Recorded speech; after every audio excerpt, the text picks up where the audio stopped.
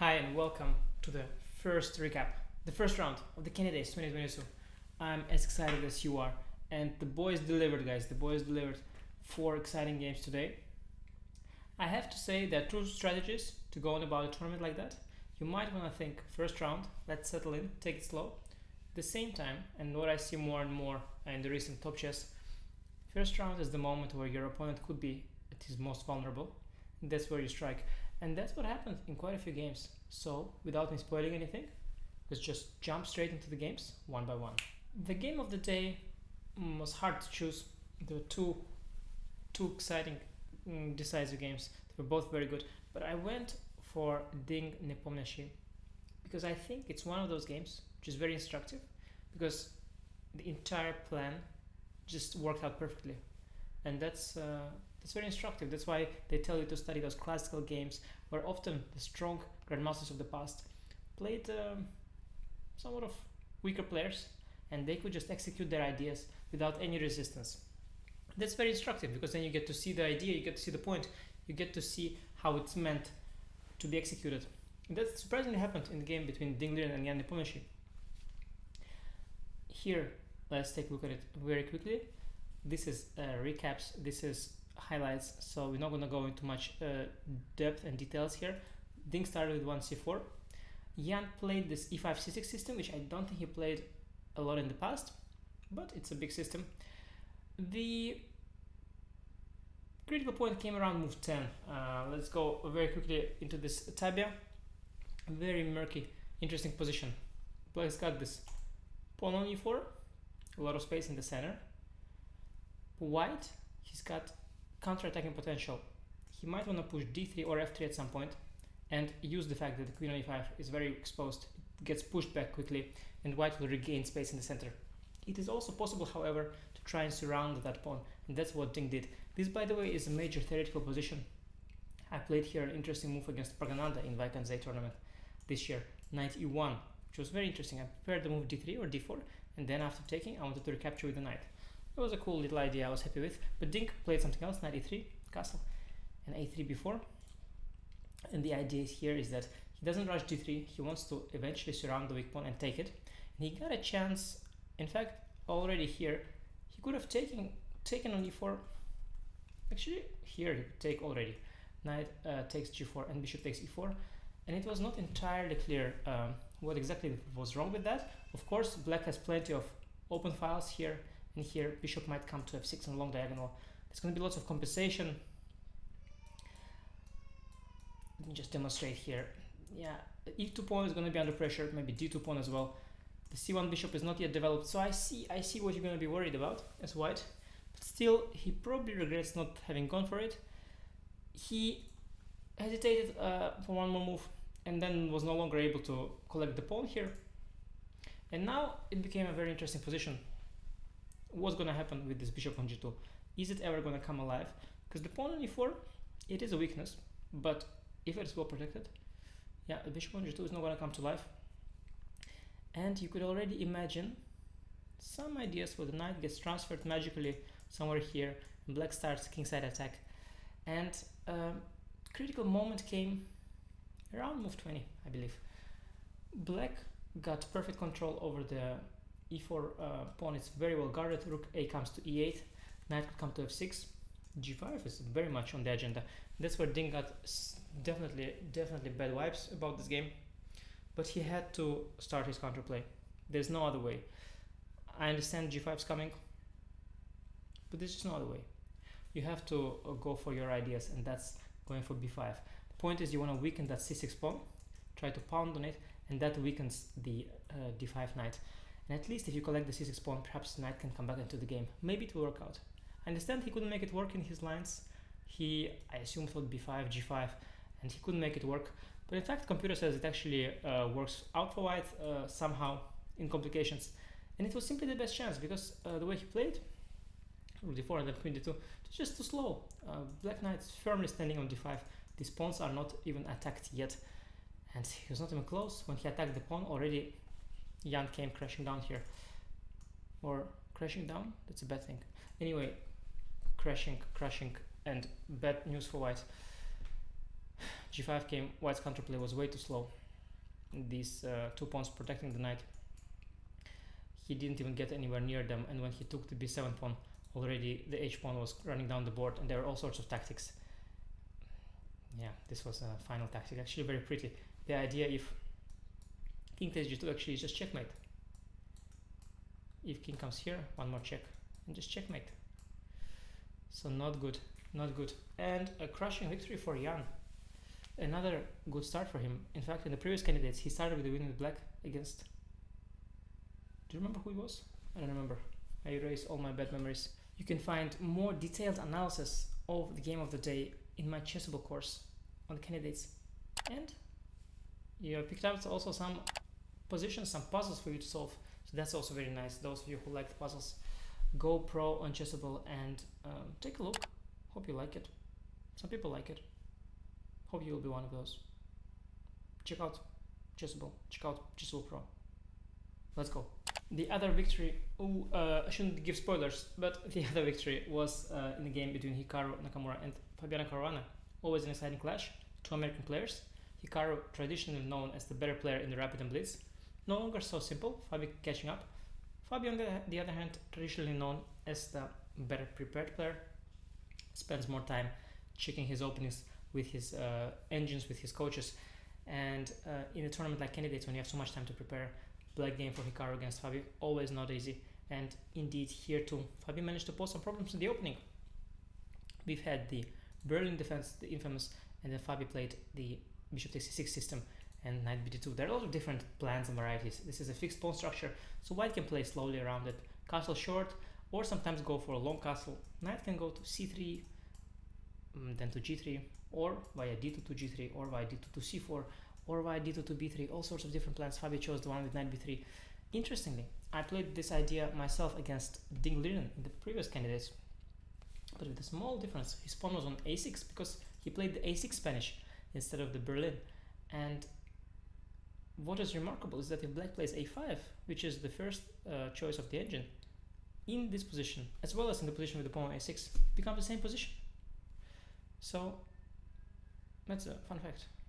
I find these things fun. Yeah, it's just what I do. Queen a7 is also what Ding played with the pawn a6. Now knight a5. Interesting point. White is forcing black to decide. Are you going to castle long? Because that's a big responsibility. I'm going to start with a queenside attack. That's what happened in my game against Ding. The pawn a6, small difference. Or you're going to play rook b8, which is what Hikaru did. But now you can never castle long. So here we go bishop g5. Provoking h6 g5, which is what happened. But then you have no way to castle queenside. Castling kingside, no longer as attractive, as we will see in the game. Eventually, Hikaru did castle kingside here, which was perhaps a mistake. I imagine he thought about different options, maybe king d7, castling artificially long. He thought maybe c4, b4, b5 is a thing, and takes, and he thought, I think I'm just gonna castle, which is what he did. But here, after f3, there were some long-term issues against the king, and a big error came with the move d5. To be honest, I was not so sure during the game it was a mistake until Fabiano's reaction, which was very accurate. He captured. Now you think that maybe these pawns are sort of moving somewhere. At some point they could start advancing, but just not. Rook d1, very accurate, forcing e4, then takes and c4, breaking these 2 pawns apart. And that's crucial. When these pawns are broken apart, they are possess no danger to white, and then that weak king, it's a long-term factor. White got to take on d5, and now very important idea. Who is the best blockader in chess? The knight. Knight f1, queen away, and knight e3. Beautiful chess. And that pretty much sealed the deal for Fabi. He had an easier win at some point on move 40, but the time control is rough, so he didn't play queen f4 right away. He was still strategically winning, just positionally winning, just a much safer king. And in a way, it was an interesting victory. Of course, Hikaru was fine at some point, according to the engine, but already here, he's experiencing some long-term problems. He can never castle long. Castling short is not easy because of the spin. And that was an issue throughout the game. I think it deserved a convincing victory by Fabio. Let's move on to the next game. Duda against Rapport. This one was very instructive. Duda played a rare 5 bishop f4 against the potentially time of Sicilian. I have to plug my friend here, Max Warmerdam, famous Dutch grandmaster, who came up with this line and played it in like many games with good results. The idea is that you are waiting for d6 or a6, hinting at knight b5. And once black plays that, then you capture on c6, bc bishop d3, or even c4. And the point is that if black goes d5 now, which is one of the desired plans, then he has lost a tempo on d6, so bishop f4 becomes an extra move that we gain for free. Black has many ways, and Rapport clearly got inspired here. Because of so much choice, creative players, they really like to keep the flexibility and come up with creative solutions. And he had plenty of different options. 97, very flexible, was pretty good so far. Don't have to determine the pawn structure yet. But now after c4, he should have done something normal. Either play d5 or maybe c5 or knight g6, something normal, not g6. It's actually well known that g6 and e6 is somewhat of a shady combo, especially when you've got these dark square issues. And probably he considered e5, but forgot about c5. Now as d-pawn has to leave the d6 outpost, yeah, there's going to be some issues here on dark squares, because after dc bishop e5, you're not going to be able to control that square anymore with black. So after c5 there were problems. And here this pawn is weak, and what's very important, knight is horrible. Knight on e7 against this e4 pawn. Position was a disaster. I should point out a big miss by Duda in this game. There was an inaccuracy here. Should have taken with the rook, with a beautiful trick after h6 or bishop a2. There is this knight b5 motif, very pretty. See the back rank there? He took with the bishop, still small advantage. This pawn is weak, knight is bad, and he got a chance on move 32 here. He did something concrete. He went for the a5 pawn, but after rook d3, bishop d4, check, king c6, bishop a5, rook a8, suddenly c4 became a thing, and the rook is kind of trapped. If bishop draws back, c4, rook b4, bishop c5, rook is kind of trapped. That was an issue, and Richard won back his pawn. If instead of that, Duda kept his rook on d5, just played b3 followed by a4, or a4 followed by b3, even might be more accurate. I don't see how black would solve his problems. If he offers a trade of rooks, get a much better version of the endgame. Bishop will be very strong, the king will come in. In fact, computer says this endgame is pretty lost. So a big miss, perhaps a miss of the day for Duda. Let's move to the last game, last but not least, Rajabov against Firuza. Firuza played this very exciting d takes c4 Vienna system, e4 b5, this new system which is very fashionable for the past few years. Black is taking big risks. He seems to be protecting the c4 pawn, but actually he's giving up the b5 pawn.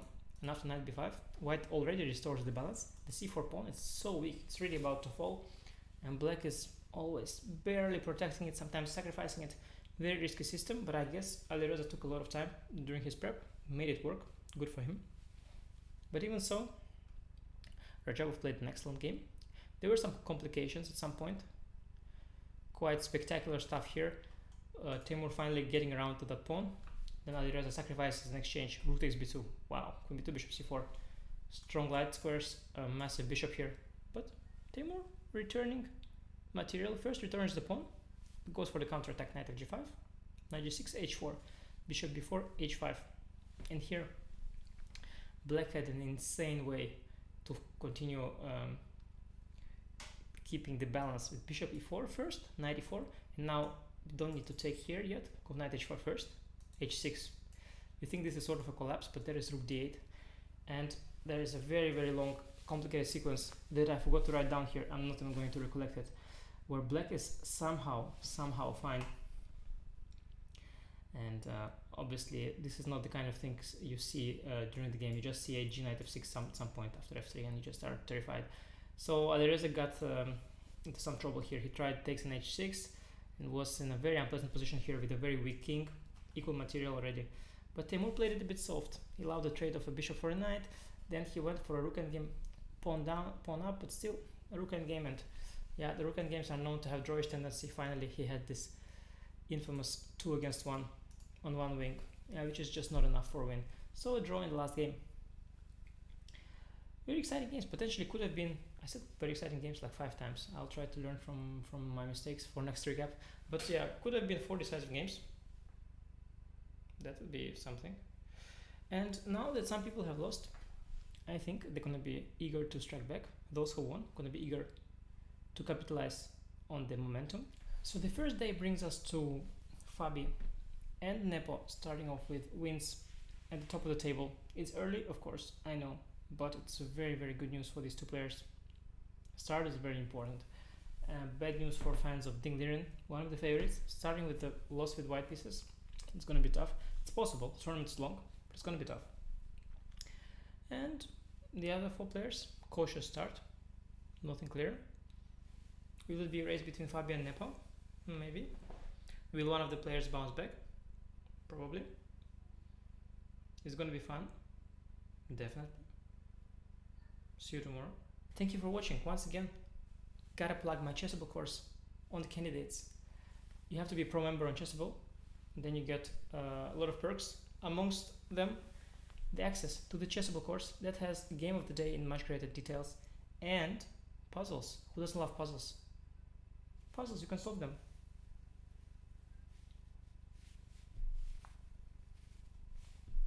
It's fantastic.